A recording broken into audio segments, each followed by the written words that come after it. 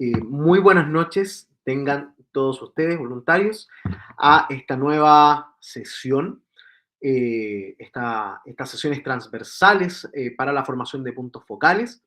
El día de hoy vamos a tratar un tema muy relevante en las intervenciones humanitarias, y es que cuando ocurren ciertos fenómenos que dividen a las comunidades, que separan familias, es importante poder reencontrarnos. Y para eso el equipo de el restablecimiento del contacto entre familiares es clave con los servicios que presta. Y dentro de las distintas operaciones que podamos realizar en la acción anticipatoria, esta coordinación nos puede otorgar servicios que son clave para poder mejorar la calidad y la eficiencia de las acciones que vayamos a realizar en las comunidades. En esta ocasión nos acompañan las dos coordinadoras de RCF que tenemos en nuestra sociedad nacional.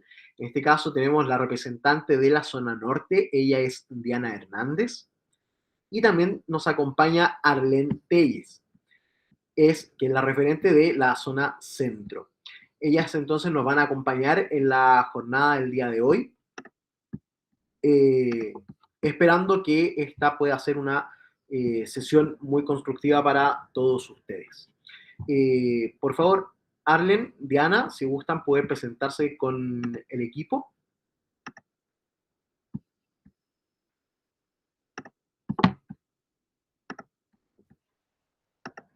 Pues nada, ya la presentación ya se hizo con Diego. Mi nombre es Diana Hernández y coordino el programa de restablecimiento del contacto entre familiares de la Cruz Roja Chilena en la zona norte de Chile, desde, bueno, no sé si ubiquen, desde Atacama, Coquimbo hasta Arica, que es prácticamente toda la zona, ¿no?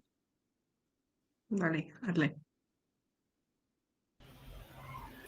Gracias, buenas noches a todas, a todos. Soy Arlen Telles, soy la coordinadora de la zona centro y la zona sur de Cruz Roja Chilena. Acá, bueno, me disculpo, estoy un poco afectada de la voz, estoy un poco agripada, así que es probable que, bueno, escuchen con un tono raro de repente. Pero nada, muchísimas gracias por estar acá, Diego, por invitarnos, y bienvenidos sea que cuando quieran abrir sus micrófonos y comentar, nosotros nos encanta estar como dialogando, más que sea una charla de parte de nosotras, ¿no? Así que nada, gracias por el espacio.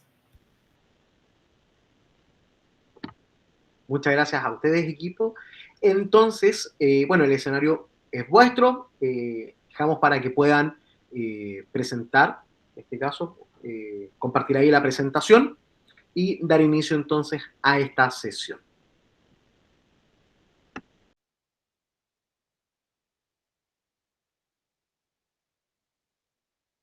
A mí me está cargando recién. Ya, ahora sí lo veo. Bueno, a mí me toca dar como todos los datos generales de qué es lo que es el programa de restablecimiento del contacto entre familiares. Probablemente muchos de ustedes ya lo hayan escuchado, no sé si alguien no lo ha escuchado en algún momento. Como lo dijo Arlen, para nosotros es bastante importante como conocer sus experiencias. También si tienen alguna duda, alguna consulta, estamos como bien dispuestas a responderlas, así que por favor siéntanse en esa confianza de hacerlo. Entonces, vamos a hacer el alguien de aquí. ¿Alguien de aquí ha escuchado sobre el RCF en algún momento? Si gustan, pueden levantar la manita.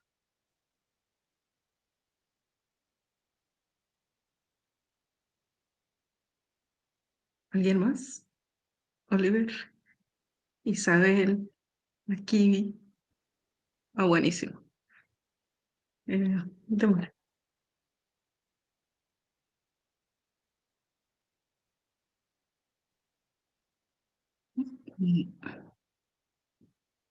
Rafael dice que como por encima solamente.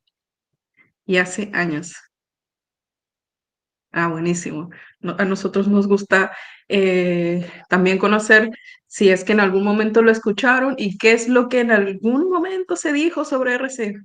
porque, bueno, en nuestra sociedad nacional en algún momento también estuvo bastante activo el programa de restablecimiento del contacto entre familiares y después tuvo un lapso de tiempo en stand-by y después retomamos nosotros y hasta el momento que entramos nosotras, el voluntariado que estaba antes, ahora mismo nos dice, no, pero es que esto antes no se hacía, antes esto no se llamaba así y así y así. Entonces, también es importante para nosotros conocerlos y saber qué experiencias tienen. Bueno, el programa en sí tiene objetivos y estos objetivos son prevenir las desapariciones, las separaciones y la pérdida del contacto entre las familias. También restablecer y mantener el contacto entre los familiares y esclarecer el paradero de las personas desaparecidas y acompañar a las familias durante el proceso. Las acciones del programa se realizan en tiempos de emergencia y en tiempos de relativa paz. También en situaciones eh, de conflictos internos, migración y otros. La Cruz Roja Chilena es parte de la Red Mundial de los Vínculos Familiares que componen la Agencia Central de Búsqueda y las 191 sociedades nacionales y delegaciones y Federación del 6.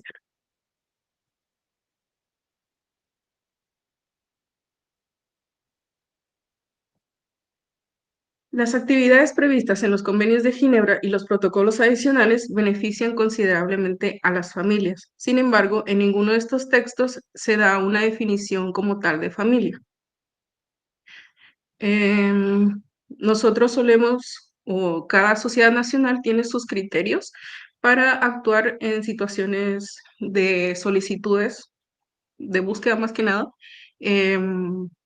Para levantar las solicitudes o acogerlas, se tienen estos criterios y normalmente no se aceptan los casos de solicitudes de búsqueda si se pone en riesgo al solicitante o al personal de la Cruz Roja Chilena o de sus propias sociedades nacionales, si es una pesquisa genealógica, si son expedientes jurídicos, si hay alguna disputa familiar.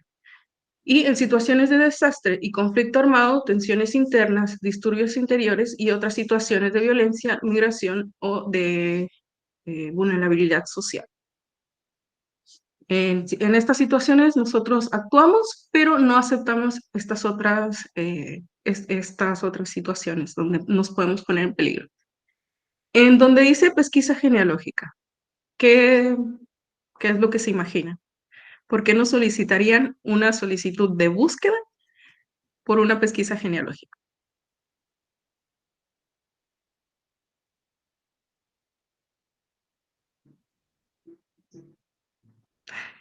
Por favor, si estamos tímidos, siéntanse en confianza.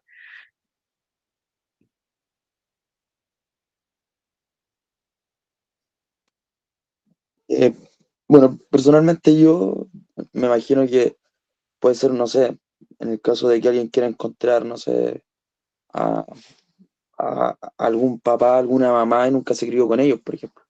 Y puede haber por ahí quizá algún tipo de demanda interna de pensión alimenticia o de ese tipo.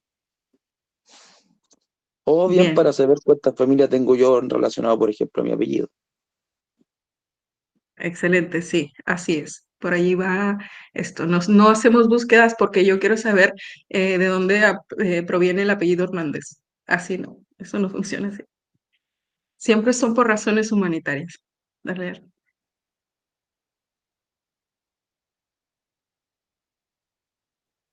Y bueno, todas las acciones, todas las acciones que están relacionadas con, bueno, la mayoría de los programas, si no es que todos los programas de las Cruces Rojas, están siempre basados en que se trabaja con el enfoque mínimo de protección, que esto ya lo vieron en la sesión pasada, y nos dice que son todas las actividades encaminadas a garantizar que las personas gocen de un pleno respeto de sus derechos de conformidad con la letra y el espíritu de los textos legales. Por ejemplo, los derechos humanos, el derecho humanitario y los derechos de los refugiados. Sí o sí, nuestras acciones siempre tienen que estar basadas en eso. Los principios básicos de la protección son evitar los efectos nocivos de nuestras medidas tomadas, siempre apuntando al no hacer daño, el principio de no hacer daño, del que lo que yo crea que está bien, del que yo crea que esa necesidad para las personas es lo que yo creo y lo que yo le voy a entregar, sí o sí tiene que ser la verdad, la única verdad. Y no es así. Nosotros tenemos que consultar, tenemos que ver, tenemos que analizar las situaciones en qué es lo que necesitan las personas. No porque el que yo crea que esto está bien, eso les va a hacer bien a las personas. Entonces, evitemos no hacer daños o no agravar las situaciones. Respetamos los principios de humanidad e imparcialidad, cero discriminación. Las personas deben estar en el centro de nuestras actividades de protección. Siempre hay que escuchar a las comunidades para saber qué es lo que necesitan y qué es lo que nosotros podemos brindarles. Deben adoptarse medidas para reducir al mínimo los posibles riesgos para el voluntariado y el personal. Si nosotros, como encargados de alguna situación en la que tenemos que desplegarnos, vemos que la situación, el momento no está como para desplegar un equipo, sabemos que primero se evalúa y después actuamos.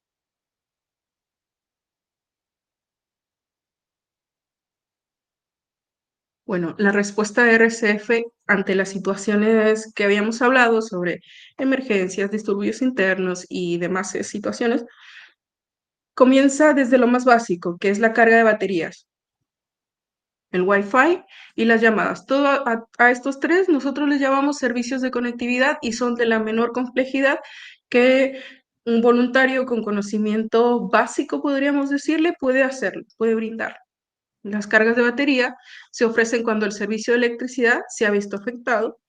Priorizamos cargas hasta el 50% dependiendo de las demandas y cuando se brinda este servicio se les hace el comentario a las personas, mira, te voy a poder cargar el teléfono al 50% porque hay mucho más demanda. La recomendación es que apagues tu teléfono. Antes de hacerlo, avisa a tu familia que estás bien, dónde vas a estar y cada cuánto te vas a estar comunicando con ellos para que se pueda como administrar bien esa carga. Quien solicita el servicio se tiene que hacer cargo de su dispositivo. En el Wi-Fi solo es para contacto familiar. El tiempo tiene que ser entre 10 y 15 minutos. Y si se utiliza un dispositivo de la Sociedad Nacional, se deben borrar los datos. Esto quiere decir que cada vez que nosotros prestemos un teléfono, y no solamente el teléfono puede ser utilizado como para usarlo como para WhatsApp, sino puede ser utilizado para ingresar a Facebook o alguna red social o su propio correo electrónico, porque muchas veces en estas redes se tienen los números de contacto de las personas de confianza para las personas. Entonces, todos esos datos de Facebook, de Instagram, del Gmail, se tienen que revisar y se eliminan. Cada vez que una persona requiere de los servicios con un teléfono nuestro, se van a eliminar. Las llamadas, la duración tiene que ser de 3 minutos. Evitamos monopolizar la línea, de que solo una persona, solo una familia pueda hacer parte de o pueda hacer uso de este servicio. Y solamente es para restablecer el contacto y no como un medio habitual de comunicación. Eso quiere decir que no es el programa o los servicios no pueden ser utilizados como un café internet o como un call center.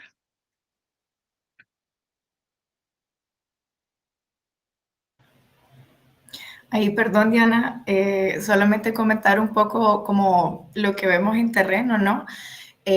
Porque claro, está como lo de la carga de baterías de celulares, pero ya tuvimos una situación, ¿no? Como cuando estuvimos en Colchane, que solamente teníamos las baterías externas, que no logramos como conectar extensiones para tener mayor capacidad, ¿no? Para más celulares. Entonces, esa vez tuvimos que reducir el 50% de la carga a un 30% de batería. Entonces, también se tiene que ir teniendo estas flexibilidades y pensando, ¿verdad? Que de tener 0 carga de baterías a tener un 30% de carga igual es bastante. Así que igual eso ustedes lo tienen que ir evaluando. Y con el tema de llamadas, que también tenemos que estar nosotros alertas para garantizar, ¿verdad?, de que sea meramente un intercambio de noticias familiares. Entonces se le explica a la persona, ¿verdad?, que nosotros vamos a estar cerca y que le vamos a avisar cuando se está terminando su tiempo de la llamada. Además, porque en esta llamada nosotros podemos identificar otro tipo de necesidades. Entonces, eso. Y dale, Diana. No, gracias por la intervención. Y sí, al momento de brindar los servicios, nosotros tenemos que estar al pendiente de qué sitios se visitan, porque, o sí, cuando brindamos el Wi-Fi, también se les hace el alcance a las personas de que, mira, solo es para sacar los números de teléfono de tus familiares y tal. No puedes descargar música, películas y visitar otros sitios que no sean para el intercambio de noticias. Y bueno, los otros servicios que se brindan también son de mediana complejidad, que son los mensajes Cruz Roja. Nosotros manejamos el mensaje Cruz Roja y el mensaje Sano y Salvo, y el Cruz Roja dice que es una carta sin llenar, de contenido abierto y únicamente de asuntos familiares. Puede haber una respuesta al mensaje Cruz Roja del destinatario y se solicita información de contacto. Para esto, sí o sí, necesitamos una dirección a dónde va a llegar, porque prácticamente es como una carta, ¿sí? Ahí se rellenan se los voy a mostrar. Se rellenan todos los datos de a quién va a llegar y de quién lo envía. Y tiene la posibilidad de ser respondido. Viene en este formato. Se imprime en una hoja normal, tamaño carta. Pero este es el mensaje, o sea, es la hoja donde van todos los datos de a quién se envía y quién lo envía. Y detrás viene donde se rellena el mensaje. Es una carta abierta. Y tiene la posibilidad de ser respondido. Por eso hay otro mismo formato, igual en la misma hoja. Porque cuando llega, la persona que quiere responder puede cortar la hoja y solo envía uno. Eso. Y bueno, en el mensaje Sano y Salvo es precisamente lo mismo, pero no hay contenido y no puede ser respondido. Y en esta parte, aquí, donde es el mensaje, hay un timbre que dice Sano y Salvo. El mensaje Sano y Salvo se solicita información de contacto porque es a donde tienen que llegar. Y se notifica al destinatario que el solicitante está bien, como lo decíamos, solo tiene un timbre que dice Sano y Salvo, no hay una respuesta y es una excelente herramienta en situaciones de emergencia.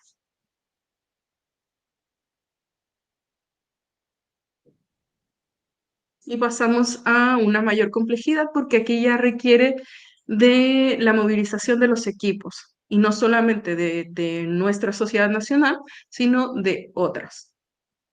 Se utiliza cuando los demás métodos para restablecer el contacto han fracasado. Son presentadas por miembros de una misma familia definida según la costumbre. Se aceptan sin vacilaciones cuando el solicitante tiene motivos para pensar que los otros medios serán insuficientes para localizar a la persona buscada. Esto quiere decir que si normalmente, a ver, no sé quién.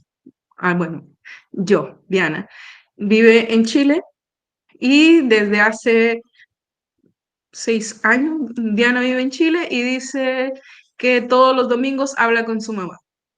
Y sí, desde hace 3 meses la Diana no llamó a su mamá y la mamá le llamó y no hubo respuesta, envió una carta, no hubo respuesta a la carta y nadie tiene razones de Diana. Entonces ahí ya mi mamá, mi familia puede decir, probablemente algo haya pasado, algo raro está pasando ahí, entonces voy a solicitar una búsqueda. Esta solicitud se levanta en México, por ejemplo, se envía a Cruz Roja Chilena, la recibe Arlen y Arlen tiene que contactar a la persona encargada de RCF de la zona norte. y esta persona tiene que comenzar a hacer la búsqueda. Así es como funciona esto.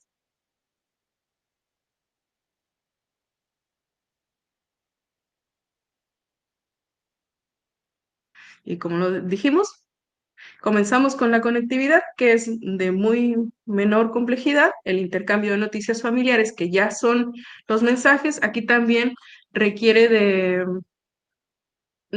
sí, de movilización de equipos, porque yo relleno, yo mando, y en otra sociedad nacional lo reciben, y el encargado de RCF de la sociedad nacional a donde fue este mensaje tiene que movilizar o movilizarse para que el mensaje sea entregado. Asimismo con las búsquedas, pero esto es por medio de la red de vínculos familiares.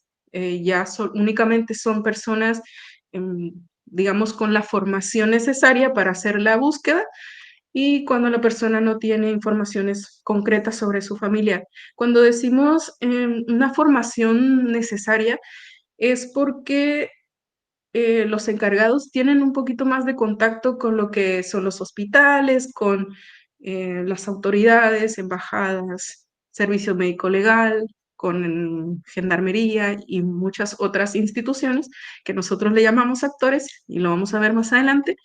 Y bueno, por eso es que tiene más complejidad.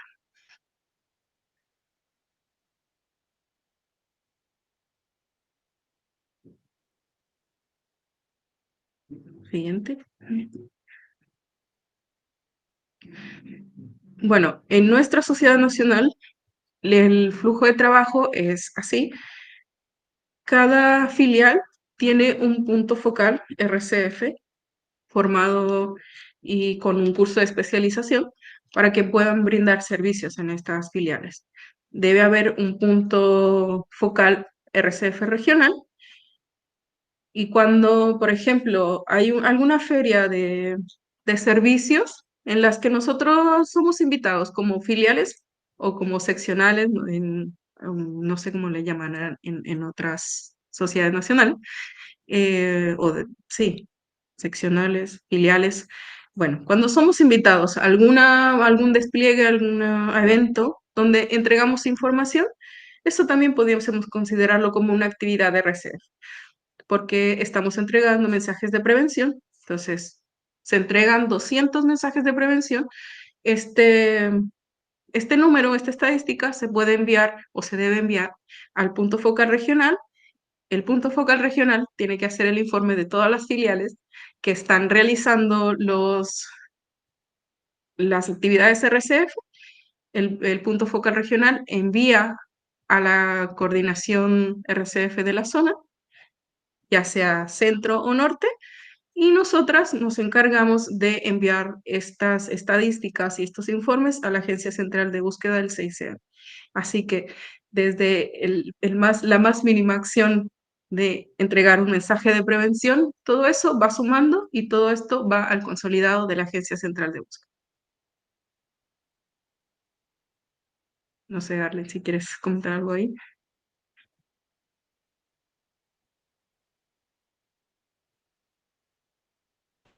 Bueno, este es el mapa de puntos de conectividad. Si ustedes Sí, Diana, perdón, escanean... que estaba abriendo el micrófono. Sí, con lo que comentaste en el flujo de trabajo, claro, ese es el flujo que tenemos en nuestra sociedad nacional, en Cruz Roja Chilena.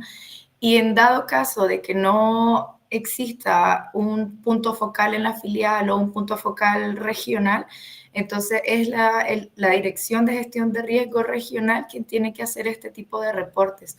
O incluso si hay como algún levantamiento de necesidades de RCF, como fuimos a un operativo en tal zona e identificamos que tienen problemas con la electricidad, que no es constante, por ejemplo.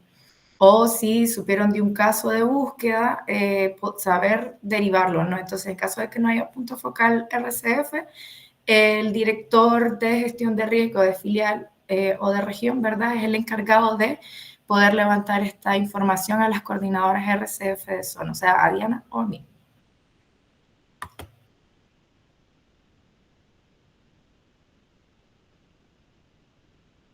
Gracias, Arlen. Bueno, este es el mapa de puntos de conectividad. Si ustedes escanean este código QR, les va a aparecer este mismo mapa, probablemente les aparezca en Colombia, pero si lo van haciendo más pequeñito, les van a aparecer los pines ahí. En cada uno de esos pines hay un punto de conectividad. No sé si alguien logra hacerlo, nos comenta qué es lo que vive ahí. Y esto se entrega muchas veces en situaciones, nosotros lo entregamos más que nada con personas que están en movilidad humana. Tenemos una tarjetita donde podemos entregar mensajes o recomendaciones para mantener el contacto entre las familias durante la ruta migratoria y es así. Esta es una tarjetita de los servicios. Por ejemplo, hay recomendaciones para cómo hacer una llamada dentro de Chile.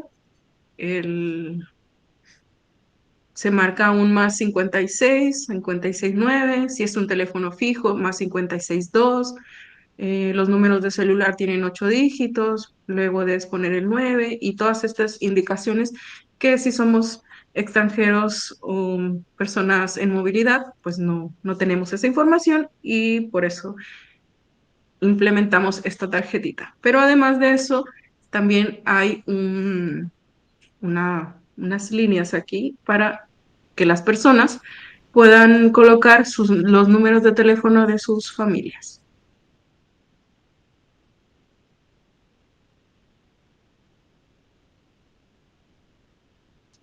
Hasta aquí, hasta este momento, ¿hay alguna duda, alguna consulta? Lleve la oferta, le respondemos 2 dudas por una.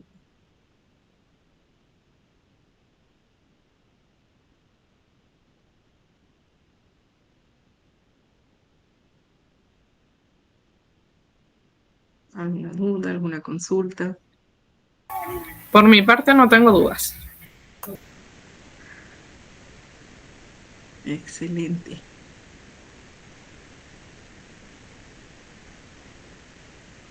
Bueno, si no hay ninguna duda, ninguna consulta, igual si estamos tímidos, lo podemos dejar en el chat y no hay ningún problema, la podemos leer al final, nosotros ahí presionando que nos pregunta.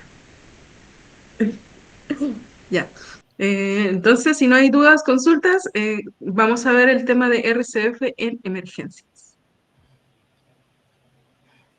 Sí, también si quieren comentarnos, no sé, alguna situación o algún caso que a ustedes les parezca que puede relacionarse con RCF, igual siempre son bienvenidos esos comentarios. Y bueno, de todas maneras, de Uruguay, ¿verdad? Uruguay y Paraguay tienen sus puntos focales en RCF. En Uruguay es Dileta y en Paraguay es Rocío. Entonces, igual con ellos pueden abocarse si necesitan como más información al respecto de RCF. Y bueno, vamos a hablar ahora, ¿verdad? Lo que es todo lo que nos comentó Diana, ¿verdad? Al inicio y de lo que hace RCF en el movimiento y que lo bajamos un poco a el contexto chileno de nuestra sociedad nacional, a cómo lo podemos aplicar en emergencias. ¿Verdad? Son como estas, lo que vamos a comentar a continuación, ¿verdad? Es un protocolo que estamos elaborando en la Sociedad Nacional para poder implementar, ¿verdad? Como respuesta en emergencias, porque sabemos que Chile tiene una cantidad de desastres socionaturales, así que hay que estar preparados siempre. Y hay una respuesta nacional que utilizan, ¿verdad? Estas 3 alertas, 3 colores, que es la alerta verde, donde se refuerza vigilancia y atención a la emergencia, se anticipan situaciones, hay un monitoreo riguroso de las condiciones de riesgo. Creo que esto lo van a ver en más detalle con Diego, ya cuando estén ya viendo más a detalle lo que es la acción anticipatoria. Si me puedes confirmar eso, Diego. Sí, efectivamente vamos a conocer ahí no solamente el sistema nacional, sino que además vamos a conocer el sistema global de respuesta dentro de la formación para que tengamos ahí también la visual de cómo vamos a trabajar. Buenísimo, gracias. Entonces, voy a hacer nada más un pincelazo de esto para que, de acuerdo a estas alertas, ¿verdad? También van a ser las acciones de RCF. Y bueno, está la alerta amarilla, que es cuando ya se va extendiendo, ¿verdad? Y se va poniendo más severa el contexto de emergencia.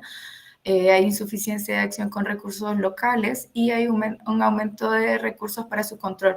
Entonces, nosotros como, a ver, si desde las filiales o desde los cantones o departamentos, ¿verdad? No, perdón, no sé cómo se refieren a ellos en otros países, están diciendo que no tienen capacidad de movilización, entonces ahí la sociedad nacional puede actuar respecto a esto. Bueno, la alerta roja es cuando ya es necesario como actuar durante la emergencia y puede pasar de una sola vez sin tener como la alerta amarilla.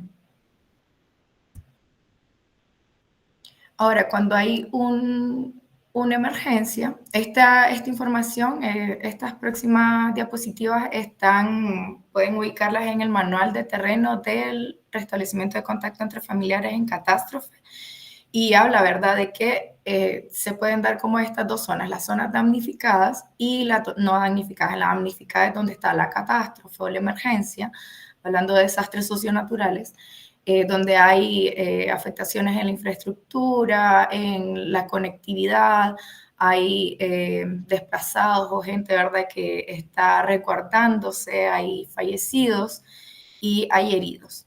Y está la zona no damnificada de todos estos familiares o conocidos, ¿verdad?, que requieren saber en qué estado están sus familiares, cómo están, dónde fueron evacuados y si necesitan algo. Entonces, igual para nosotros es importante poder relevar como RCF, ¿verdad?, que está esta necesidad, ya sea que hay un riesgo o que esté sucediendo realmente, que es, por ejemplo, en la alerta roja. Y claro, también muestra este manual en terreno, ¿verdad?, que puede haber como un patrón típico de las necesidades de RCF según las fases de una emergencia. Entonces habla de la fase de emergencia en primera intervención, segunda intervención y luego la fase de recuperación. Entonces, en la fase de primera intervención se dispara la necesidad de el contacto familiar. Entonces, mientras nosotros brindamos estos servicios, también es importante poder ir levantando necesidades. Luego está la segunda intervención, que ya se va regulando un poco la situación, se va controlando y también se van reactivando, restableciendo ciertos servicios de conectividad. Y bueno, está la fase de recuperación, que eso podría considerarse como el post-emergencia, pero que de todas maneras se pueden necesitar servicios de RCF, ya sea que hayan zonas donde el restablecimiento de la conectividad puede ser un poco más lento, ¿no? Entonces, que pasan semanas o incluso meses sin electricidad, entonces ahí nosotros podemos actuar incluso, ¿verdad?, después de ocurrida la fase de emergencia.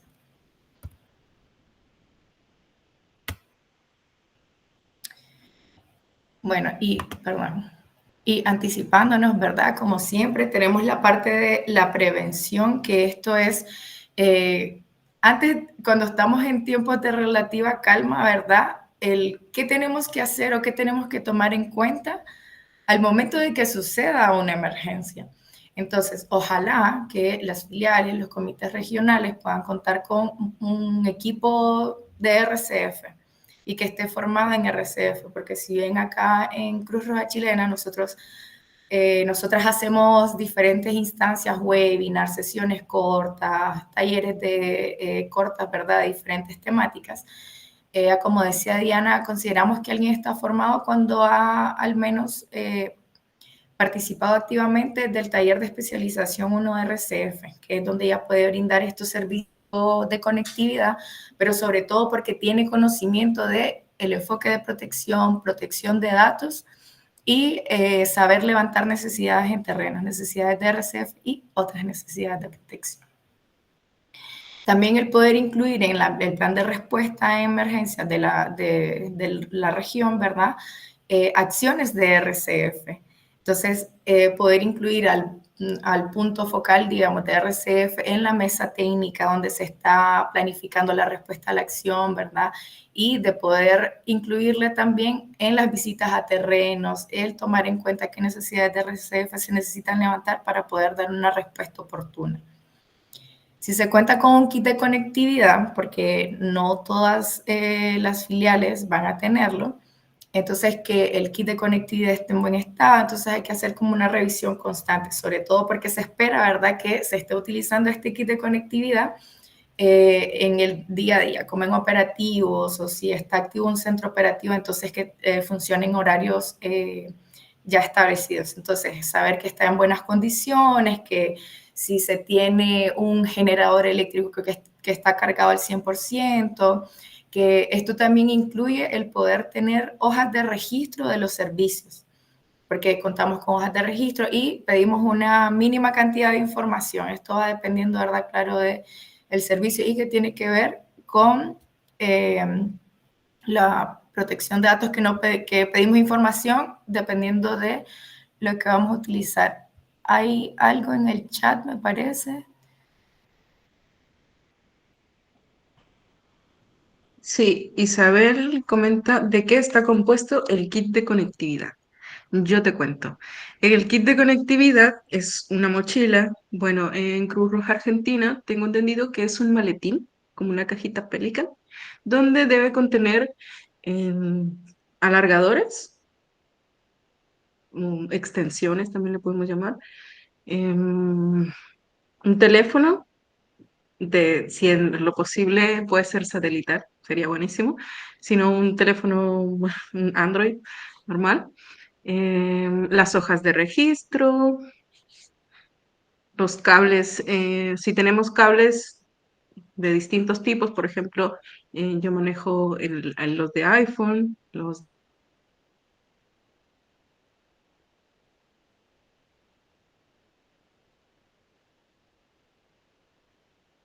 adaptadores universales porque, bueno, en situaciones de movilidad humana muchas veces nos hemos encontrado con que las personas traen sus conexiones o la conexión o la cajita con otro tipo de conexión, vaya la redundancia.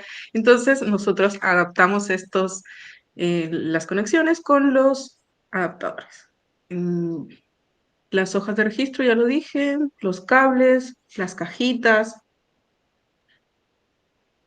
O sea, ¿qué otra cosa más? Creo que eso sería lo mínimo para poder cargar un teléfono y obviamente en caso de que no tengamos un generador, porque puede ser bastante pesado llevar o trasladarlo, también tenemos otro kit de conectividad que son como power banks. El mío cuenta con 8, por ejemplo, y con uno podemos cargar hasta 6 celulares. Y ya, cada uno puede ir como que armándolo según las necesidades. Porque, por ejemplo, los cables en sí no deberían ir.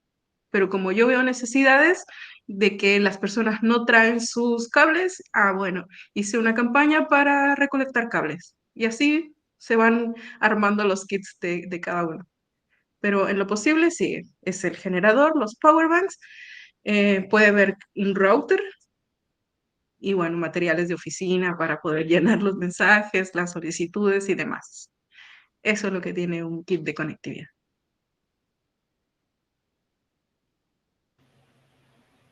Gracias, Diana. Espero que haya respondido, ¿verdad?, la pregunta que estaba en el chat. Y claro, porque hasta con eso contamos, Isabel, con cables de celular o adaptadores. Porque imagínate en una emergencia, al momento de evacuar, con el mayor de la suerte salimos con el celular, si acaso, pero no nos ponemos a buscar el cargador o a veces salimos sin el celular. Entonces, igual ahí en los mensajes de prevención, ¿verdad? Nosotros recomendamos siempre como aprenderse los números de teléfono de sus familiares. Creo que en estos tiempos se nos hace un poco difícil porque hay otras herramientas, pero al menos contar con una libreta, ¿no? En donde están los números de teléfono y direcciones de otros familiares a los que nosotros pensamos que vamos a comentarles, ¿verdad? O contactarles en algún tipo de emergencia. Bueno, también siguiendo, ¿verdad? En la parte de prevención y preparándonos, ¿verdad? Como en la operatividad de la intervención o de la respuesta de RCF en emergencia, tenemos el famoso mapeo de actores.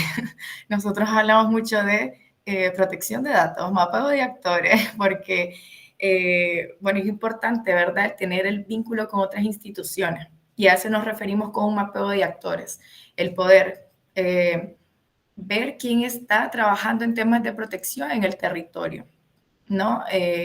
Temas de migración, en temas de personas mayores, protección a niños, niñas y adolescentes, en temas de migración también, de movilidad poblacional.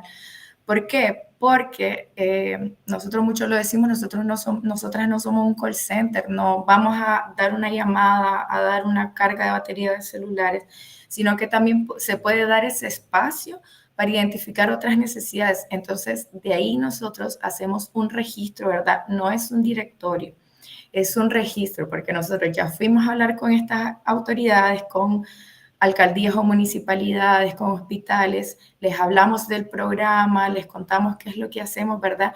Y nosotros también sabemos, bueno, conocemos qué es lo que ellos hacen, cómo se pueden acceder a esos servicios, y así nosotros establecemos acuerdos de derivaciones seguras y también de poder hacer como un trabajo articulado, ya sea operativos en conjunto, para que sea una respuesta más integral en el territorio.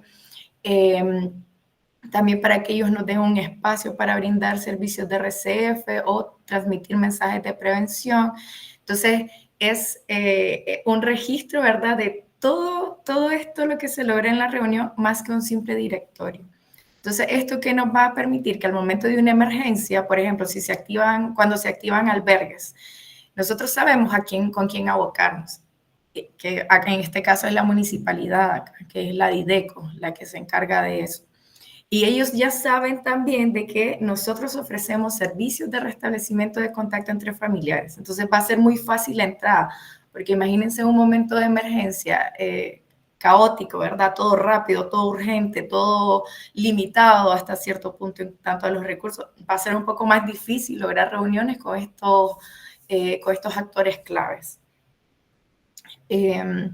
También el poder definir los flujos de trabajo y con esto los roles a desempeñar. Entonces ya sabemos, ¿verdad?, que hay un punto focal de RCF, que están las coordinaciones de zona, que nosotras hacemos como este contacto con la Agencia Central de Búsqueda, pero tienen que tenerlo como claro dentro de sus filiales y los comités, ya sea que el punto focal de filial lo hace a través del presidente y luego a través del comité regional. Entonces, que eso quede claro para que al momento de una emergencia no haya confusión y no se salten como los conductos regulares.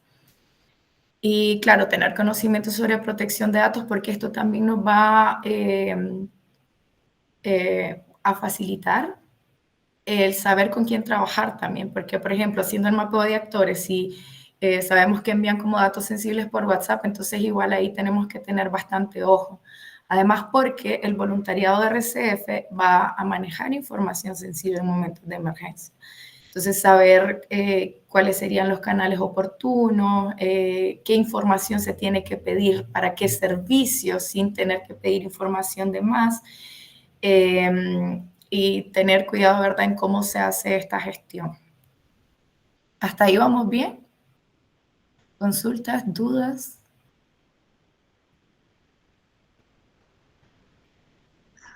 Hacer un comentario pequeñito sobre la minimización de datos.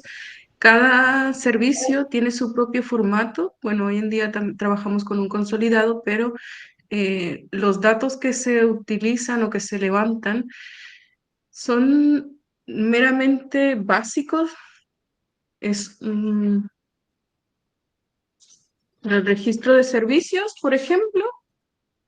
Yo no venía preparada, pero es, por ejemplo, la edad, el sexo, la nacionalidad, si es un menor, si es la primera vez que recibe este servicio, si fue carga, si fue wifi, llamada, si fue llamada, el destino o el país a donde fue, y la ciudad, si es RCF o MCF, y si fue con éxito o sin éxito y alguna observación. Entonces, aquí lo importante es que nosotros no manejamos ningún número de identificación, ningún nombre, ni siquiera el primer nombre, ninguna abreviaturas, nada. Y ahí vamos al tema de la minimización de los datos, porque estos datos no necesitamos el nombre para hacer una estadística, al menos que quisiéramos saber cuántas Patricias atendimos en el año, por ejemplo. Pero eso no lo necesitamos. Entonces, para cada servicio solo tenemos los datos puntuales. Es un poco chistoso, pero es la verdad. No necesitamos nombres para hacer una estadística RCF de los servicios. Y eso, solo ya para una solicitud de búsqueda, si necesito mm, desde dónde nació, cuál es el nombre de la mamá, cuál es el nombre del papá, alguna seña particular, si se hizo una cicatriz acá o la cicatriz de la rodilla porque todos anduvimos en bici y tenemos una cicatriz allí o así. Pero mientras sea un registro de servicios, solo eso. Listo. Ya, muchas gracias. Y por eso es importante tener ese conocimiento de protección de datos. Por eso mucho más. Bueno, vamos a ver ahora, ¿verdad? Los puntos que tenemos que considerar al momento de planificar una respuesta en RCF. Y esto también nos va a facilitar el poder designar roles al momento de hacer una intervención. Bueno, lo que les comentaba al inicio, ¿verdad? Cuando hay una emergencia se activa una mesa técnica de las direcciones nacionales, así como a nivel regional, ¿verdad? Entonces se va dando el seguimiento a la emergencia, al desastre socionatural, en este caso, digamos. Y es ahí que la participación de alguien de RCF, ya sea que haya un punto focal o que sea a través del director de gestión de riesgo, se pueda relevar esta necesidad. Por supuesto que es importante, ¿verdad? Dar primeros auxilios, ¿verdad? Dar kits o agua también, pero también el restablecer el contacto entre familiares va a venir a aliviar, ¿verdad? Esa angustia que pueden desarrollar las personas, sobre todo, ¿verdad? De las que están fuera del área de la emergencia. Entonces, saber cuál es el rol que tiene que desempeñar el equipo de RCF en terreno y que de quién esté en la oficina. Entonces, ¿qué es lo que va a ser el punto focal? ¿Qué va a ser el resto de voluntarios de RCF? ¿Y cómo va a ser el tipo de comunicación que vamos a tener? De acuerdo a esto, ¿verdad? Se conforman los equipos y según la cantidad de voluntariados están las acciones a desempeñar, ya sea participar de otras mesas técnicas, porque se activan mesas técnicas, el COVID, por ejemplo, también mesas técnicas muy específicas como inmigración, por ejemplo, o a nivel de municipalidades, que muchas veces invitan a Cruz Roja, porque Cruz Roja está en terreno y ellos no logran llegar a terreno, entonces a nosotros nos piden información de los que ellos no tienen alcance. También de si quiénes van a ir a qué albergues o quiénes van a ir a qué hospital, a donde están siendo dirigidos, ¿verdad?, las personas heridas por la emergencia, y así se van conformando los equipos. Se seleccionan, ¿verdad?, cuáles van a ser las herramientas o servicios de RCF a brindar. Entonces, cuando hay una catástrofe, lo que pasa es que la electricidad es lo primero que se va, ¿cierto? Entonces, brindar servicio de carga de baterías va a ser necesario. Entonces, poder contar con un generador o con las baterías externas, ¿verdad?, sería importante. Y ahí nosotros lo vamos definiendo. Ya vamos a necesitar para carga de baterías de celulares, ojalá contar con un teléfono satelital. Y probablemente sea muy útil tener también mensajes sano y salvo. Entonces, así, dependiendo, ¿verdad?, de la emergencia y de los recursos que hayan o no en ese momento, así los vamos definiendo. Los operativos en terreno. Primeramente, ¿verdad?, tenemos que saber que a los lugares a los que vamos es seguro llegar. Como no vamos a exponer al voluntariado ni exponernos a nosotros mismos a llegar a zonas en las que aún no está siendo controlada la emergencia o están habiendo otros temas de seguridad. Entonces, o hay demasiadas zonas, ¿verdad? Y no damos abasto con el voluntariado, entonces tenemos que ir priorizando. Entonces, ya sea que vamos rotando áreas o que haya una con demasiada necesidad donde haya que establecer un punto fijo. Entonces, eso lo vamos planificando. El famoso mapeo de actores, ojalá tener como este registro, ¿verdad?, de los servicios y de los acuerdos a los que se llegaron, y que el voluntariado también maneje esta información, porque son ellos los que van a ir a terreno. Entonces, ¿qué es lo que está haciendo qué institución o organización en ese momento de la emergencia? Entonces, también se puede hacer como el contacto, ¿verdad?, mientras está sucediendo esto, sobre cuáles son los servicios que están activos durante ese momento. Porque ellos también pueden levantar necesidades de RCF e indicar en qué zonas es necesario o qué casos de búsqueda están surgiendo y cómo hacer las derivaciones hacia nosotras.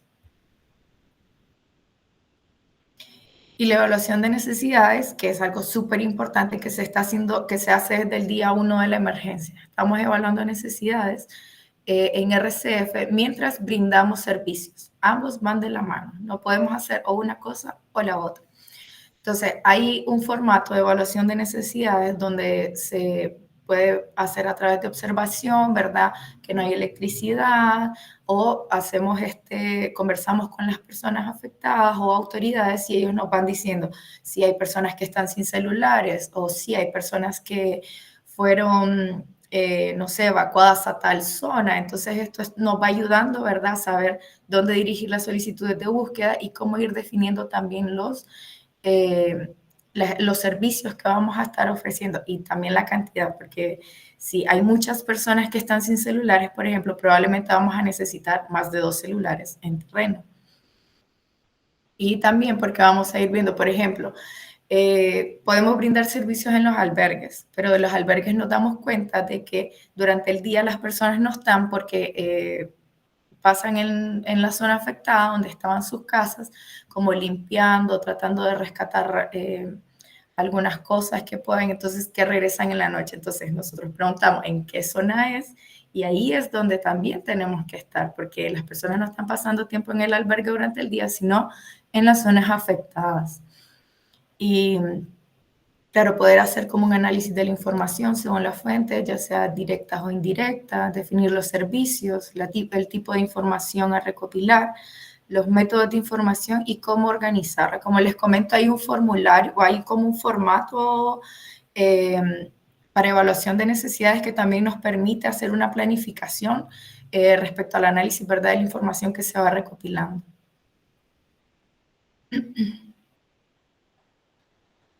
Y bueno, en terreno, ya sea que estemos como en la zona afectada o incluso en albergue, establecemos este punto de conectividad que nosotras en RCF le decimos punto de conectividad porque se brindan servicios de conectividad, ¿verdad? Para ofrecer los servicios, el pendón, que sea todo visible, pero además recorremos la zona o recorremos el albergue para visibilizar qué es lo que está haciendo Cruz Roja, para ir haciendo esta evaluación de necesidades, para poder acercarnos también a las personas que no pueden ir al punto de conectividad por diferentes razones, porque tal vez hay una condición de movilidad reducida o por el tema de, no sé, del terreno, no pueden llegar a donde está el punto de conectividad, entonces así nosotros podemos acercar los servicios también. Y si hay otras organizaciones o instituciones en terrenos, poder hacer ese vínculo, ¿no? Y hacer este mismo mapeo de actores como, hola, soy de Cruz Roja, estoy con el programa de restablecimiento de contacto entre familiares, qué es lo que estamos haciendo, cuánto tiempo vamos a estar en el terreno, y saber también qué es lo que ellos están haciendo, y así, ¿verdad? Vamos dejando la semillita de RCF y haciendo una red de trabajo bastante amplia también. Y bueno, es importante saber si hay juntas de vecinos, si hay líderes de barrio. También los centros deportivos juegan como un papel importante en las emergencias porque son lugares amplios y muchas veces lo abren, ¿verdad? Como albergues o para como centros de acopio. Entonces, y también porque algunos, por ejemplo, las juntas de vecinos tienen como un catastro de las personas del barrio. Entonces, también nos pueden ayudar con el tema de solicitudes de búsqueda, por ejemplo. Entonces, después de todo esto, que es bastante información, ¿hay alguna pregunta, alguna inquietud? ¿Ya habían escuchado alguno de estos puntos?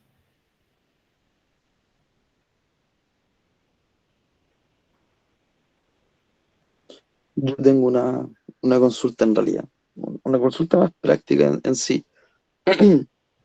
Eh, Adelante. escu- Escuchaba al principio a Diana, creo, que hablaba de que esto estaba dentro de lo que eran los convenios de Ginebra. Dentro de esa línea, nosotros sabemos, ¿cierto?, que en Chile tenemos tres grandes sucesos importantes. Una son los incendios forestales, que ha agarrado mucha fuerza estos últimos años. Los aluviones que estos últimos años igual como que se han hecho muy, muy presentes. Yo me acuerdo cuando yo era chico no veía aluviones. Sí, no sé, las calles se inundaban en el invierno y todo, pero no aluviones como estos últimos años. Y bueno, los terremotos que hay. Chile es un país sísmico, así que aquí, mientras que estamos en la reunión, pudiese empezar a temblar sin problema. Y eso, cierto, en las zonas más costeras podría provocar que son maremotos. Entonces, dentro de eso, lógicamente, escuchaba, cierto, que decían, a lo mejor va a haber gente que va a querer saber de un familiar y va a haber que buscar en los hospitales, va a haber que buscar en la morgue, cierto,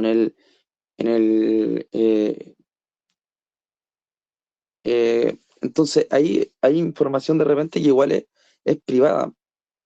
Eh, ¿Cómo podemos nosotros hacer entender quizá a la jefatura, más que al funcionario, porque el funcionario va a aplicar lo que le digan? Aquí, cierto, el alcance a la jefatura y de repente para hablar con ciertos directores de hospitales o de morgue o de cualquier institución, hay que pedir audiencia. Y yo creo que para este tipo de cosas tiempo no hay. Me imagino yo, me imagino que tiene que ser como lo más rápido posible. ¿Cómo podemos nosotros entonces como Cruz Roja intervenir y hacer valer los convenios de Ginebra en gente que a lo mejor no tiene idea que Chile ha firmado estos convenios y que por algo estamos aquí instalados como institución en Chile? Entonces, ¿cómo se hacen en esos casos? O cómo, si es que ustedes a lo mejor lo han vivido en alguna situación, o con quien hayan compartido, que hayan experimentado alguna situación similar, lo han podido realizar o llevar a cabo el cumplimiento de ese objetivo. Eso es más que nada mi consulta.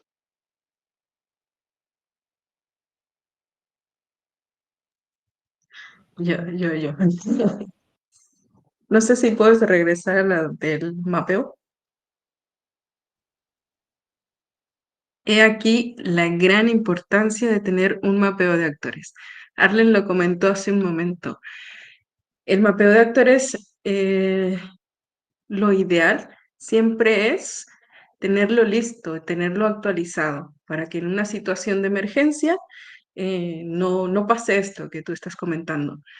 Mm, Igual, nosotros aprendimos de una situación en la que dijimos, bueno, no, de hecho no lo dijimos, se activa toda la mesa técnica, RCF está convocado y nos tocó hacer esto mismo que tú estás comentando, de ir en situación de emergencia a hablar con las autoridades.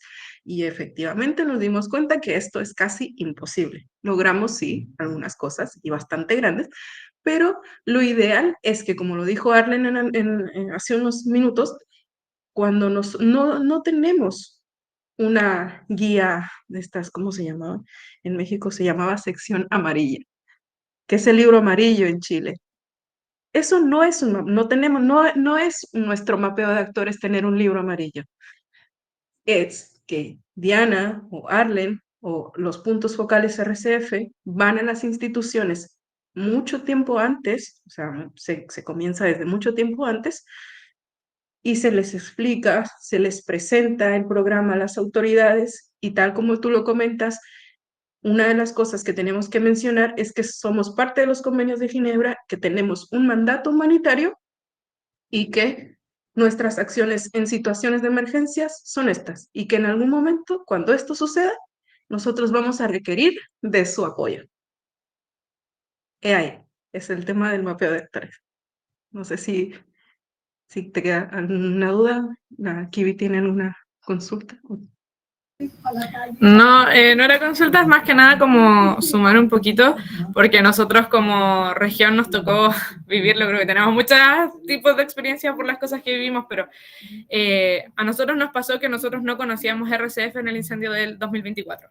No teníamos puntos focales, no conocíamos de la entrega de servicios, y nos pasó que, claro, vino Arlen por el tema del DREF a apoyar, y pasó que justamente llegamos tarde, por decirlo, porque al final llegamos cuando muchos de los servicios ya estaban resueltos, cuando ya la mayoría tenía conectividad, cuando ya había vuelto a la luz. Obviamente igual logramos entregar algunos servicios en zonas que, por ejemplo, en Tomás, donde obviamente las municipalidades no se preocupan de reponer la luz, fue zonas donde pudimos prestar estos servicios. Y en temas de lecciones aprendidas, al final como región nos empezamos a formar más en eso. Actualmente nosotros tenemos punto focal regional, tenemos puntos focales en filiales y se hace justamente lo que dice Diana al final. Por ejemplo, ya desde hace un tiempo atrás, nuestro punto focal regional se empieza a comunicar como con la Dideco, empezar a sensibilizar del trabajo que se hace, nosotros hacemos esto, mira, nosotros necesitamos saber esta información, no te vamos a pedir esto, esto es lo que necesitamos, esto hacemos nosotros. Entonces, eso permite que las municipalidades o las otras entidades con las que trabajamos, justamente como decía Diana, conozcan nuestro trabajo y en el momento de la emergencia no tengamos que hacer todo eso tan burocrático, porque al final ya lo conocen. Entonces, al final, como dicen, es el trabajo previo que hay que hacer de ir a las mesas técnicas, ir a los COGRID, conversar con estas entidades y que al final permite que Cruz Roja se le abran esas puertas en el momento de la emergencia, porque como dices tú, al final esa burocracia a veces cuesta que nos permita actuar rápido y por eso ese trabajo se tiene que hacer de forma previa al final. Eso. Maravilloso. Así como lo dijo la Kiwi, así tal cual es. El trabajo previo. No sé si te resolvimos ahí la consulta. Sí, o sea, sí. Yo eso lo entiendo y lo tengo más o menos claro, que mientras más... es casi como una prevención en el fondo. El trabajo previo es casi como la prevención para evitar estos problemas que puedan surgir en la emergencia, para poder desarrollar el trabajo. Pero me refiero a la obligatoriedad legal, entre comillas, por decirlo de alguna forma, que existe a lo mejor o si es que existe alguna obligatoriedad de parte de las instituciones a causa de estos convenios de Ginebra para entregarnos información que nosotros podamos requerir. A eso va más que nada igual mi consulta. ¿Por qué lo digo? Porque a lo mejor sede central, ¿cierto? Que es la institución gigante de Cruz Roja Chilena, ¿cierto? Que es nuestra sede central, pues el centro del movimiento. Y jerárquicamente lo más alto que tenemos aquí en Chile es una cosa, pero en las filiales es otra. Y cuando las filiales son chicas, lamentablemente la forma de ver una filial desde un municipio muchas veces es una institución más. Es el hogar, como un hogar de Cristo. Es como, no sé, no es yo por ejemplo acá, ¿qué le digo comúnmente al voluntariado? Nosotros somos Cruz Roja Chilena, no somos cualquier institución. Y de hecho yo una vez en un liceo, específicamente se lo dije a la encargada de esa unidad educativa, le dije, nosotros no somos el hogar de Cristo ni somos bomberos, nosotros somos Cruz Roja Chilena. Nuestra responsabilidad es mayor y nuestra importancia, sin desmerecer las otras instituciones, es diferente, porque somos internacional, ellos no, nosotros sí. Por lo tanto, tenemos como lineamientos y tenemos otros derechos legales porque tenemos una ley aparte. Pero siempre o puede ocurrir, y no me extrañaría que así ocurriera, que las filiales más chicas y con menos voluntariado se viera como de esa forma, como una institución más, así como que está ahí nomás, po. Y no se le tome el peso que el emblema y que la institución se merece, no por los años, sino por lo que hace y por lo que significa a nivel internacional. Entonces, cómo hacemos valer esa obligación sin a lo mejor ser prepotente, sin ser pesado, pensando en que pueda ocurrir en cualquier momento. Claro, bueno, también vamos a tomar en cuenta un poco bueno, mucho, el que cada institución tiene sus propias políticas de privacidad. Por ejemplo, en la situación de emergencia de los incendios, había albergues que no compartían listas de datos, pero sí te daban la opción de decir, mira, trae tu lista y aquí mismo lo cotejamos. Y si quieres, no me das root, o sea, no me das nombre completo, solo dame los root y los vamos revisando al mismo tiempo. Tengo tal root terminado en tanto.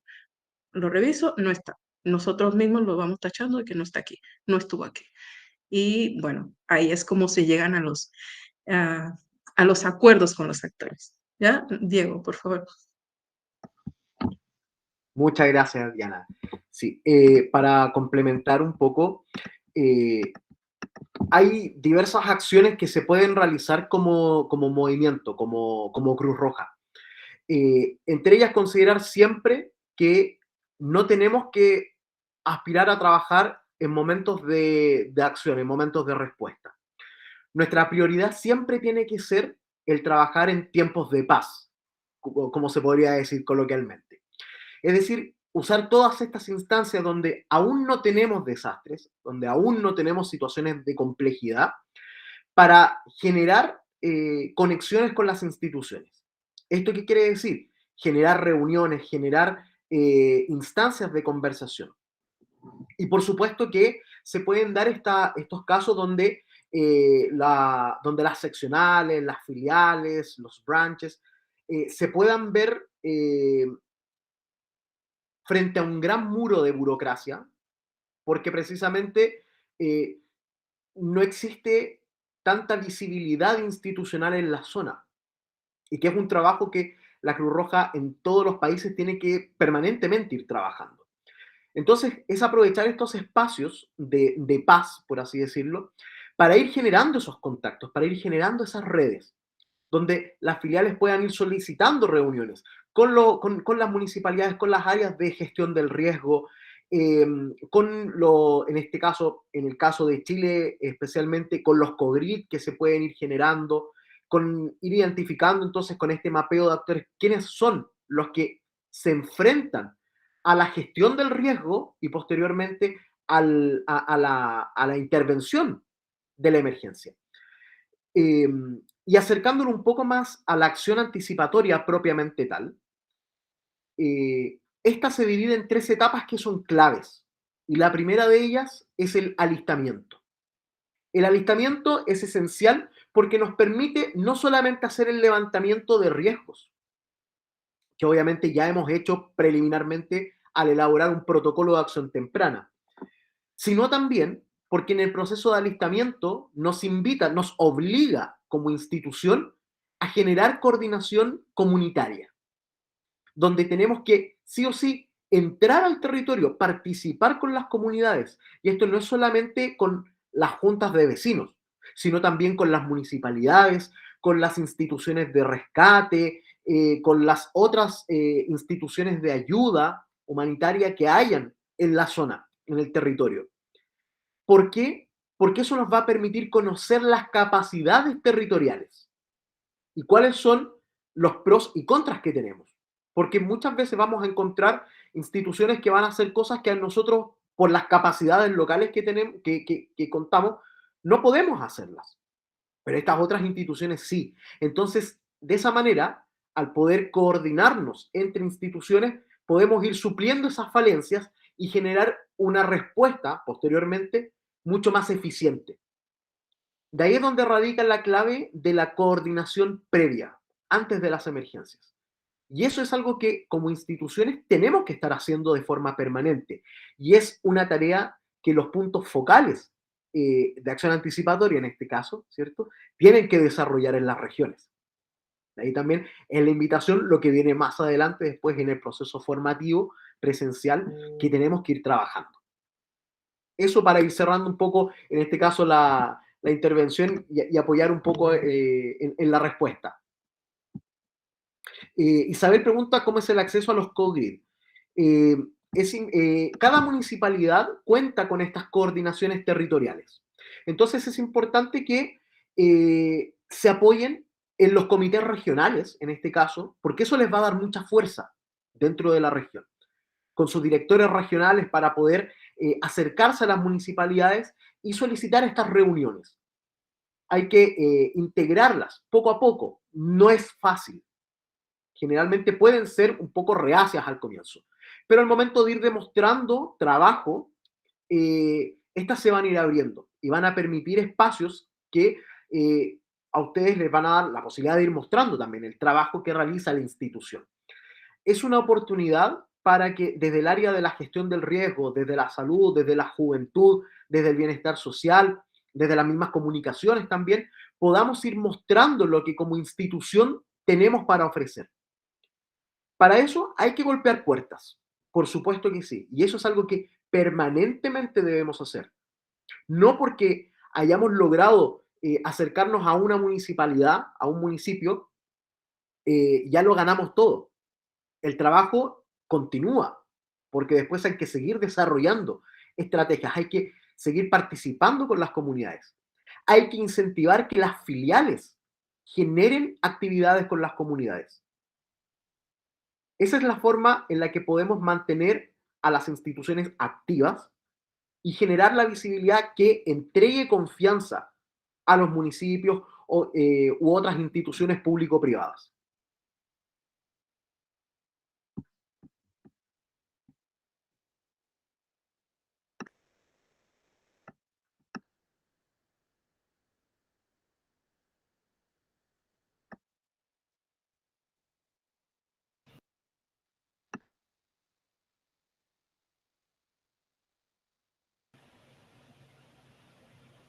Ahí. Ya, muchísimas gracias, chiquillos. Igual quiero dar mi pequeña acotación respecto a eso, como para no seguirnos extendiendo. Igual si tienen más preguntas, nosotras estamos abiertas a que nos contacten y que podamos conversar más de esto, ¿no? Tenemos una sesión como RCF, ¿verdad?, que es sobre protección de datos y mapeo de actores, que si ustedes están interesados nos pueden escribir y así nosotros podemos impartir esta sesión en su filial. Y recordar, ¿verdad?, que nosotros somos auxiliares del Estado.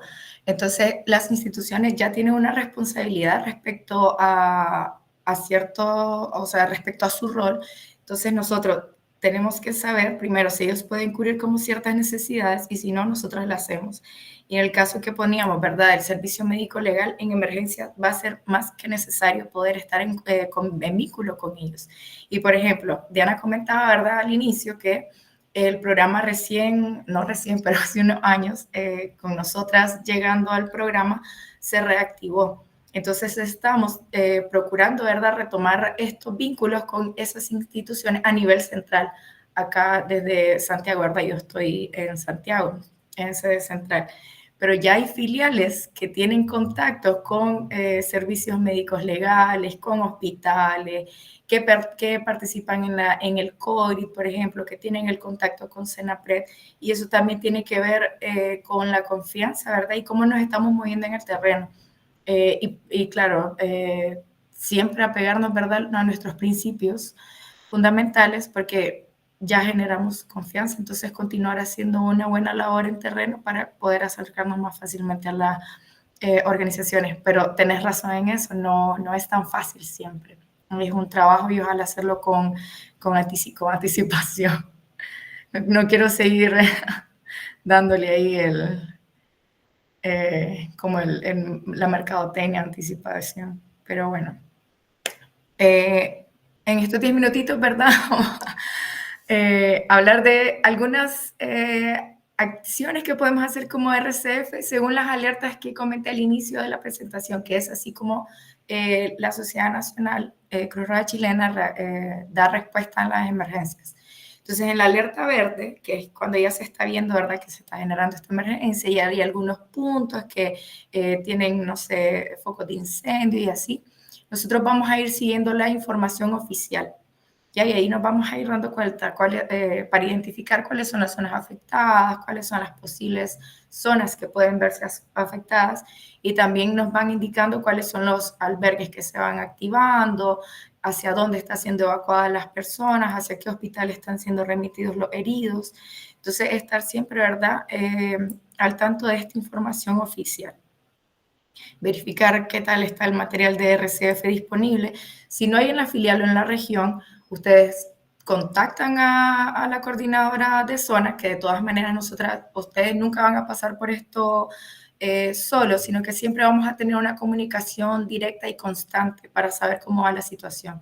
Entonces, si no hay un kit de conectividad o materiales de RCF en la región, entonces saber que el kit de conectividad que pueda tener la coordinadora nacional, la coordinadora de zona, Diana o yo, esté a disposición, esté en buen estado, ¿verdad? Que se cuenta con formularios impresos.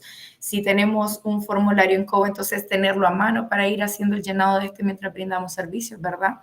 Vamos confirmando la lista de voluntarios disponibles, porque, no sé, de 20 voluntarios formados en RCF que hay en la región, probablemente unos van a estar apoyando gestión de riesgo, otros van a estar apoyando salud, otros van a estar apoyando SMAPs, por ejemplo, o ni siquiera estén en la región.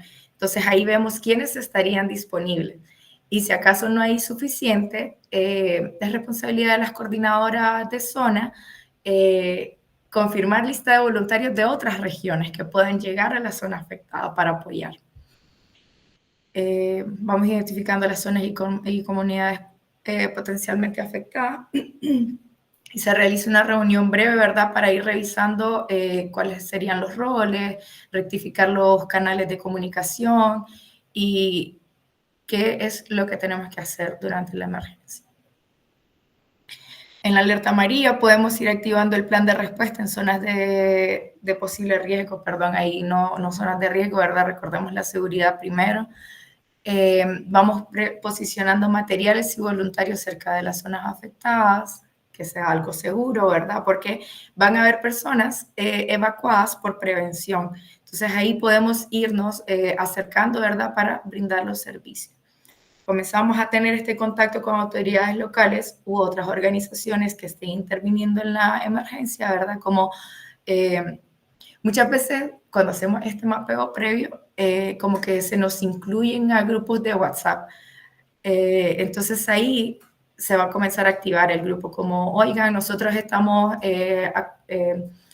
tenemos un centro de acopio de agua y nosotros de ropa, por ejemplo, y nosotros estamos dando colchonetas. Entonces ahí nos vamos dando cuenta y podemos, ¿verdad?, comenzar a establecer estos contactos. Definimos los puntos de atención RCF según la cantidad de voluntariados que tenemos, ¿verdad?, y las zonas afectadas, ya sea en albergues, en hospitales, incluso en zonas cero donde se encuentran los bomberos, porque también podemos brindar los servicios a otras autoridades u a otras instituciones, porque en emergencias todos queremos poder contactarnos con nuestros familiares, ¿verdad?, o conocidos, para decirles que estamos bien. Y transmitir mensajes de prevención.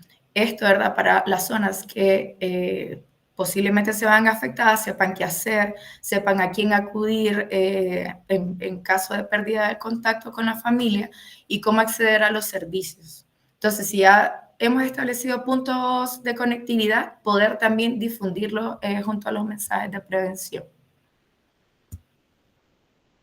Que, por cierto, para los mensajes de prevención, perdón, nosotros ya tenemos folletería. Entonces, es folletería que nosotros compartimos previamente con el voluntariado y que las puntos focales que están activas en este momento ya cuentan con esa folletería. Entonces, pueden hacerlo de antes, hacerlo en momentos de tranquilidad, así como en momentos ya de emergencia.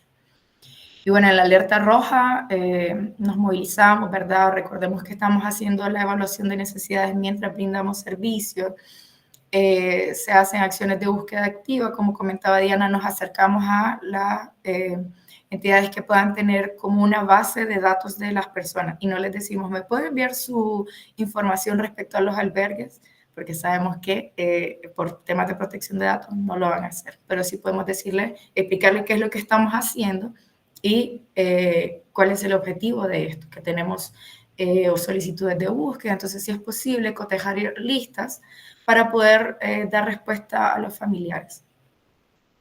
Hacemos una revisión constante, ¿verdad?, de los medios de intercambio de información para asegurarnos, ¿verdad?, de que no estamos faltando a los principios de protección de datos.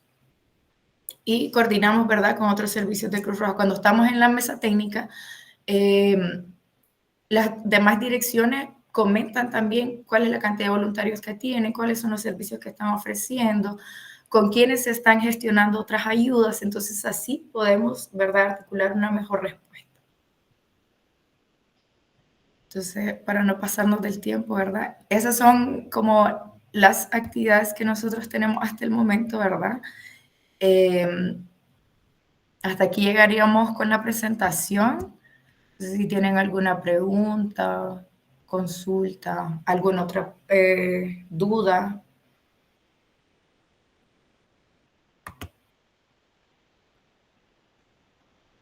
Y tengo una consulta, no sé si es que no llegué nomás a ver, pero ¿cuál sería como los tiempos estimados que se manejan para el relevamiento de estas informaciones, o sea, de los contactos que se hacen con los hospitales, o ya sean las entidades que puedan manejar la información? eh, no sé si ustedes, como vienen realizando esta acción, tienen como tiempos determinados y decir, bueno, esto se tiene que responder en 2 días, en un día o en tal cantidad de horas. Yo creo que sería un poco difícil si nos establecemos como un tiempo determinado porque, como decíamos, las autoridades se están movilizando para dar respuesta a la emergencia. Entonces, el recibir como a otras instituciones puede ser un poco complejo si no tenés un contacto previo con ellos, como este vínculo del mapeo de actores. Entonces, ojalá poder tenerlo de antes.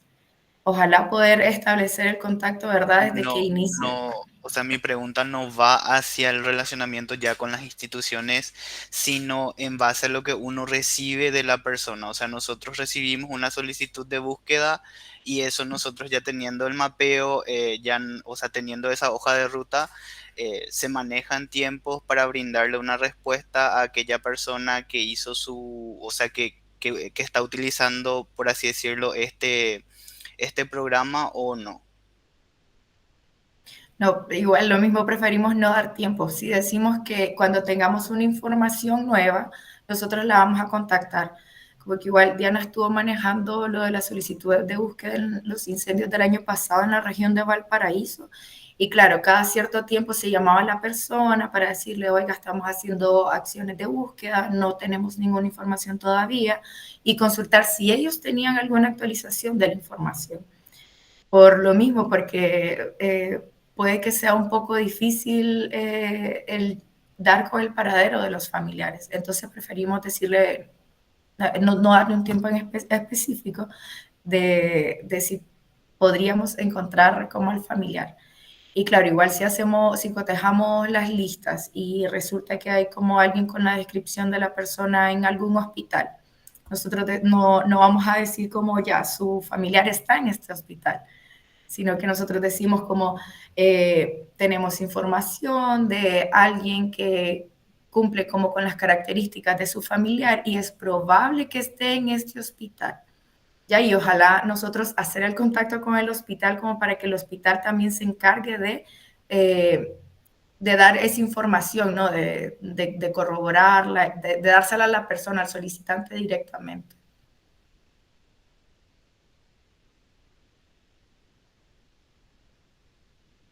Yo También tengo es como un poquito delicado dar un tiempo estimado a las personas que nos solicitan esto, alguna búsqueda, algún servicio, como de que sí, no sé, en 3 meses va a tener respuesta de su familiar.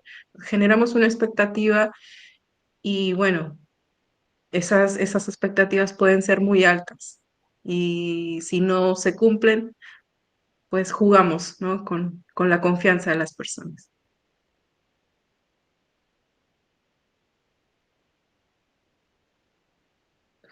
Rafael, por favor. Sí, yo voy ahí con esto, no pregunto más. Eh, No, me preguntaba más que nada en qué pasa, por ejemplo, si encontramos un familiar, ¿cierto? O sea, son dos preguntas en uno. La primera es, ¿qué ocurre, por ejemplo, si una persona, ¿cierto?, vivió toda su vida en un hogar, una casa X, ¿cierto? Pero no son familiares consanguíneos, ni políticos en términos de apellido, ¿cierto? Sino que era su familia porque era su núcleo de hogar. Y esta persona, ¿cierto? A lo mejor por esas cosas de la vida se tiene que ir y nunca más la familia o ese núcleo vuelva a saber de ellos. Primero, eso cuenta, ¿cierto? Igual como familia en caso de que quisieran ponerse en contacto. Ya. Y la otra pregunta que tengo es, ¿qué pasa si eh, alguien quiere encontrar a un familiar? ¿Cierto? Obviamente tenemos que saber qué persona es la que nos está preguntando. Lo consulto porque, por ejemplo, hace un tiempo atrás nosotros por la página de Facebook nos hablaron para encontrar específicamente, para preguntarnos por una voluntaria, de hecho, de nosotros. Bueno, nosotros no entregamos ni una información porque primero hablamos con la voluntaria, le dijimos quién era y ella dijo no. Entonces, pero ¿qué pasa cuando es una tercera persona, cuando es alguien a lo mejor que no es de nuestra filial? Encontramos a la persona, sabemos en qué condición está viviendo y todo, puede ser una condición, no sé, buena o una condición a lo mejor un poco complicada en términos ciertos de dignidad, a lo mejor, no sé, pues, ni siquiera en la media agua, a lo mejor en una calle o en una toma, no sé cómo será. Las tomas en Santiago son casi como poblaciones, para acá las tomas para el sur eh, es casi como, son muy complejas para no quemarme con un concepto. Pero ¿qué pasa si esa persona dice, ¿sabe qué? Yo no quiero saber nada de él, o de ella, o de esta persona que está preguntando. ¿Cómo actuamos? Porque la otra familia a lo mejor puede ser que sea un papá preocupado por su hijo, por ejemplo, o una mamá preocupada por su hija. ¿Cómo lo hacemos en esos casos? ¿Qué información le entregamos? Sabe que está bien, pero no quiere saber nada de usted, sabe que no está bien, pero no quiere saber nada de usted. ¿Los encontramos, no lo encontramos? Ahí va mi pregunta y ya con eso no, no pregunto más. Y muchas gracias. Muchísimas gracias a ti por la consulta, de verdad. Nosotros siempre generamos este tipo de conversación con ustedes porque siempre queda alguna duda y estamos aquí bastante disponibles para poder resolverlas. Primero, en los principios, en el principio uno de los criterios decía o que la definición de familia no estaba como que tan concreta, ¿ya? Y también se podía considerar según las costumbres, o sea, según la cultura. Así que sí se puede. Si se tienen los detalles de, como tú comentaste, que vivieron toda la vida juntos y por alguna extraña razón, siempre razón humanitaria, llega a nosotros y solicita el servicio, sí lo podemos brindar. Y con lo segundo, no sé, Arlen, ¿qué quieres comentar? ¿Algo ahí? Ojalá cuando se nos acerque un tercero, ¿verdad? Igual consultarle si esta persona ya ha hablado con el familiar de la persona buscada, como para tener como temas de protección de datos, ¿verdad? Porque probablemente la familia no quiera como exponer a la persona buscada. Y con lo que comentabas de que es posible de que la persona buscada, al ser encontrada, no quiera saber nada de quien la está buscando, es totalmente válido y nosotros vamos a respetar eso. Sí, y lo que ustedes hicieron de tener esa precaución de no darle información de la voluntaria, sino hasta que le preguntaron a ella, fue lo mejor que pudieron hacer. Entonces, claro, igual hay como indicios que nosotros vamos descubriendo en la entrevista de solicitudes de búsqueda, porque tal vez hay de por medio algún tipo de violencia, por ejemplo, pero si no llegamos a identificar esto, de todas maneras, porque también puede ser un poco complejo, ¿verdad? Si llegamos a la persona buscada, esta persona nos va a decir, ¿saben qué? No quiero saber nada de quién me está buscando. Lo vamos a respetar y no le vamos a dar información a quién está buscando. Le podemos preguntar a la persona como qué quieres decirle a quién te está buscando y si no quiere decirle nada, nosotros le decimos, ¿sabe qué? Vamos a cerrar el caso porque no dimos con la persona y no tenemos más información y respetarlo. Y bueno, por honor al tiempo, en serio, muchísimas gracias. A nosotros nos gusta que estén preguntando, así que Rafael, en serio, por favor, no te disculpes por las preguntas. Los invitamos, ¿verdad? Que si tienen más dudas o quieren saber más del programa, igual nos puedan escribir al correo. Nosotras felices de poder contestar a sus dudas, felices de poder tener contacto con sus filiales, ¿verdad? Con sus regionales para que ustedes sepan más de RCF. Porque es importante, ¿verdad?, poder llegar a la comunidad, al territorio, a través de ustedes, que son los que están en otras regiones, en otras comunas. Eso, muchas gracias. Diego, te paso la palabra. Muchas gracias, Diana, muchas gracias, Arlen, por esta tremenda sesión, 1 hora y media de harta información, que espero que le hayan sacado mucho provecho, que les haya ayudado ahí a aclarar algunas dudas o descubrir también algunas otras áreas del movimiento que a veces pasan desapercibidas o muchas veces el voluntariado desconoce que existen y que son muy importantes. El correo, Diana, Arlen, si lo pueden compartir, ahí para que lo puedan comentar públicamente, lo vamos, obviamente va a aparecer después en la versión de YouTube. Perdón, lo estaba poniendo en el chat, pero entonces lo voy a decir. El de Diana es rcf.norte@cruzroja.cl y el mío es rcf.centro@cruzroja.cl. Igual, claro, nosotros decimos zona norte, zona centro-sur, pero cualquier consulta que vaya a cualquiera de las dos, igual nosotras estamos en comunicación constante, así que no se preocupen. Y estamos disponibles para responder sus dudas. Excelente. Bueno, una vez más, muchas gracias, equipo.